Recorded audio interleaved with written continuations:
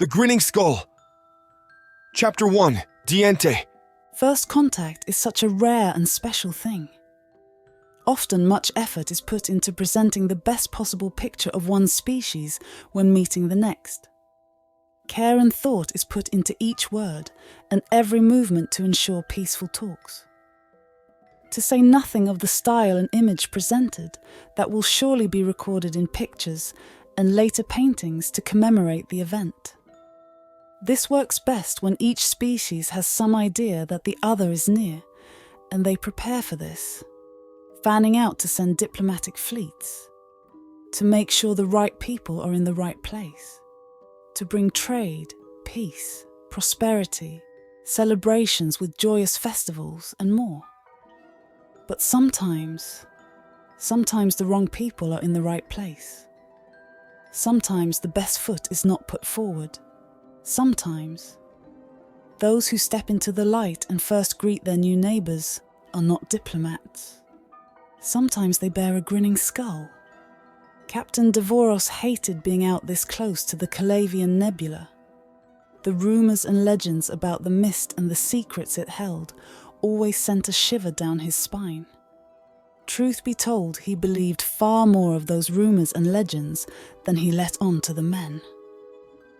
Too often had he seen things over his career that defied what any civilized man might think. The Germo could venture in with their trade fleets all they wanted. He wasn't going any closer to the nebula than he had to. But unfortunately for him, he had the great and distinguished honour of being the captain of Crown Prince Thuleme's ship. As befitting any flagship for a crown prince, the Nuvian Rose was the best the kingdom had to offer. A blend of firepower, armour and luxury that wasn't matched in any other navy. Indeed, it was a good ship, with one small problem. When the crown prince was on board, it was he who gave the command. And in his desire to adventure, he wanted to see the nebula. So here they were. Devoros had managed to convince the prince to bring a small flotilla, but all that had been in port around Lawson was smaller patrol craft. Good enough to scare off smugglers and the odd pirate, but he never liked going anywhere near the damn nebula without several heavy cruisers. Well, the prince gave the orders so it couldn't be helped. Are you satisfied now? The captain asked as he looked sidelong at the prince. A decent-looking lad, took after his mother more than his father in looks. But Devoros didn't know the king and queen well enough to say which personality he had. It's quite fascinating, and you say dead ships and ghosts inhabit it. Aye, your Royal Highness. Surely sailors don't buy into these stories? He asked, smirking at the thought. Some do. Devoros didn't mention that he was one himself. But as you can see, it's really just a mist. Nothing to it, though it plays hell on the sensors. Now, if your curiosity is satisfied, perhaps I could turn the flotilla back to Lawson. Why leave so soon, Captain? Nervous? The prince grinned, and Devoros was about to reply when Lieutenant Havens spoke. Sir, 3 signatures are just coming into range. Supply ships from Lawson? The captain asked, though he felt a chill even as he asked. No, sir. From the nebula, sir. Devoros leaned forward, gripping the railing on the bridge before him as he looked out into the cloud. Then he saw the vessels slowly emerge, the wisps of the nebula stretching out around them, as if they were fingers desperately trying to pull the ships back into the hellish mist where they came from. Sir, they don't match any known signatures, and that middle ship, it's... He trailed off as Devoros examined the hulk. He couldn't believe the size of the thing. He'd fought in many a battle, but never seen a vessel as large as that before. It was twice the size of the King's Might, which was the largest battleship they'd ever built. Not only that, but the ships looked dead. He could see scars and battle damage on all of them, but no lights or banners or anything to display their affiliation. Open a hailing channel. He ordered, then turned to his command chair and pressed the button for the comm. Attention unknown vessels. This is Captain Devoros of the Nuvian Rose, flagship of the Crown Prince Thulame, eldest son of King Tommen, ruler of the Desvian Kingdom. You are to identify yourselves immediately. He let go of the button and looked at Havens. Sir, no response. I'm getting weapons readings, however. Devoros stabbed the button with his finger again. Unknown vessel, stand down immediately. We are backed by the full might of the Desvian Kingdom. Do you understand? He let go and looked to Havens again. He couldn't believe the size of the thing. He'd fought in many a battle, but never seen a vessel as large as that before. It was twice the size of the King's Might, which was the largest battleship they'd ever built. Not only that, but the ships looked dead. He could see scars and battle damage on all of them, but no lights or banners or anything to display their affiliation. He let go of the button and looked at Havens. Devoros stabbed the button with his finger again. Sir, I'm getting something. It's very faint. Play it. Devoros barked. He then frowned and strained to hear the noise coming through the speakers.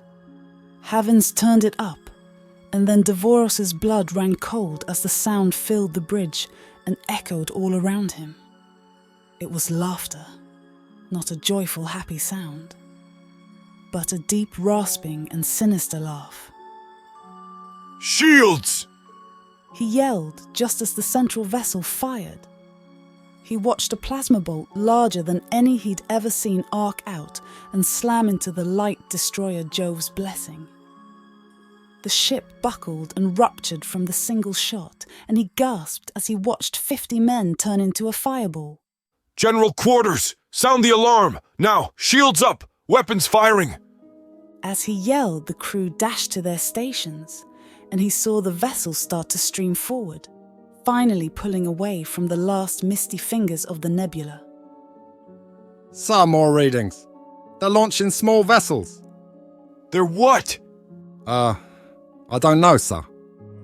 The Rose began to shift, trying to bring their broadside to bear while he saw the Jester's flat cannons begin to spew out shots at the oncoming craft. He expected them to split apart and try to avoid the fire, but they came straight through it, the first few quickly exploding under the fire. That didn't stop the rest, however, as they kept coming, though only making minor adjustments. When he saw them slam into the side of the Jester and then the Trident, he realized what they were. Boarding vessels! Who uses boarding vessels? Alert the Marines! We're running. Aye, we're running! Having the helm is yours! He barked at the lieutenant before standing and gripping the prince by his arm. As he stepped off the bridge, the Royal Guard were already falling into place around him. He nodded to the Marine captain. We need to get him to the yacht. It should outrun the attackers. But why are we running? Boy, that damn ship destroyed a light destroyer in a single shot. It's bigger than anything I've ever seen, and it came out of the cursed nebula. Our job now is to get you out of here safe. The ship suddenly rocked and he stumbled, but managed to catch himself from falling over.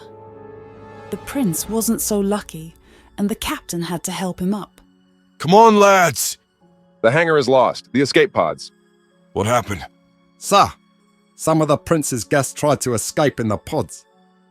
They just blew them up. None got out. The controls are locked up now. Devoros cursed and turned. He couldn't spare any time for the burning sailor trapped in the pod. To the bunker. A distress call must be out by now. Maybe the bunker will hold long enough. Go. The Royal Guard were more inclined to run now, and Devoros, though in good shape for his age, was panting heavily as he tried to keep up. The guard just made it into the junction before the bunker when he heard the yell. It was something downright feral and terrifying as it echoed through the halls as the attackers charged down at the guard. Knowing their duty, the guard dropped to their knees, rifles up as they started to fire down the halls to try and hold off the outright insane boarders. Devoros grabbed the prince, dragging him down the only safe hall towards the bunker. he could see the massive vault-like door open before him and the safe room within. He needed to get the prince in there and seal it. Behind him, he heard the cries of anguish as the guard began to fall one by one, overwhelmed by the attackers.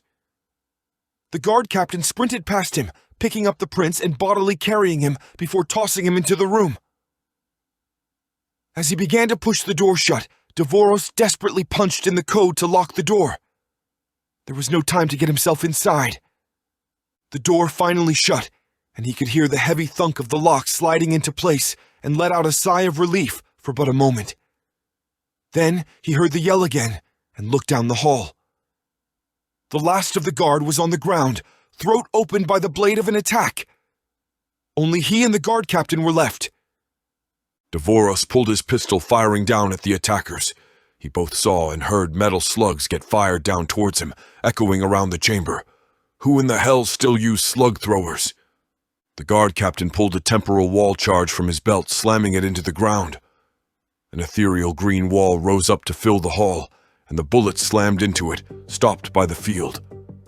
The attackers pressed on, but as the first of their number pushed through it, they were slowed down, which made it easy for Devoros and the other captain to shoot them the moment they were through. He could see the figures testing the wall then. Their charge stopped. Finally given a moment of reprieve, Devoros studied their forms. He watched 3 of their number surge forward into the wall together. Devoros and the guard captain fired on them as they pushed through, easily killing them the moment they were on the other side of the barrier. But once they were on the ground, Devoros saw one of them open his hand, a red and white sphere dropping to the deck. When Devoros came to, there was a splitting pain in his head, and his chest, and his face. He truly hurt everywhere. His eyes slowly opened and he realized he was on his knees. His head rolled a little as he tried to move, but something pushed him back down. His hands were stuck behind him as well. As consciousness finally took hold, he realized he had been taken prisoner. Hands tied behind his back, held on his knees by one of the humans. A splinter of metal was lodged in his chest, and he could feel the blood dripping out, and his lips felt blistered and cut. Just before him was the guard captain in a similar situation. What were the humans waiting for? Then he heard the footsteps echoing out down the hall. They were well-paced, methodical, threatening. A very steady clack, clack, clack. Then he saw the figure. It had long crimson-red hair and was wearing a battered and dented suit of some sort of strange metal armor. If they were anything like his people, then he figured by the curves it must be a female. She was grinning as she clutched a long cutlass in one hand, blood dripping from the tip. And there seemed to be an ominous black smoke following behind her, as if she were one of Grimm's angels sent from the black caverns to drag him to that particular hell. She stood before them then, seeming to tower high above them, impossibly tall it felt like. She looked between Devoros and the guard before pointing the tip of her sword at the guard. What's the code to the vault? Vault? Did she mistake the bunker for a safe holding jewelry? Either way, the guard just spat a mouthful of blood up onto the torso of her armor. Devoros gulped as he watched the figure reach up with her other hand and slowly wipe some of the blood onto 2 of her fingers. Then, to his absolute horror, she pulled the fingers up to her lips and delicately licked them clean with her tongue. Tastes rather nice. Sort of a kick to it. As she looked at her fingers and seemed to muse the very taste of the guard's blood, she drove her sword forward with the other hand, driving into his throat. Devoros turned away as he heard the guard gurgle out and then collapse in a growing puddle of his own blood. Devoros hadn't felt fear in a long time, but he felt it now. Was this really a species of actual living creatures? Or was she really one of Grimm's angels sent to drag him down in the abyss? Took him a moment to breathe and build his courage before pulling himself up and looking her in the eye. I'll never talk. He expected the end to be swift, but to his despair he instead saw a gleam in her eyes. gleam that nearly made him piss himself in fear as he felt that chill straight down his spine. Tisk, tisk. Never is such a long time. When the nearest fleet responded to the distress call, they found the remains of the flotilla empty and devoid of life. Weapons and parts had been stripped from the shattered husks that were once ships. Nothing alive was found on board. Just bloodstains and bodies. The central bunker on the Rose had been ripped free of the heart of the ship. But the only clue they had to work with was the image that had been left behind, painted on the hull of the ship with the blood of the slain. It was a grinning skull sitting atop two crossed swords.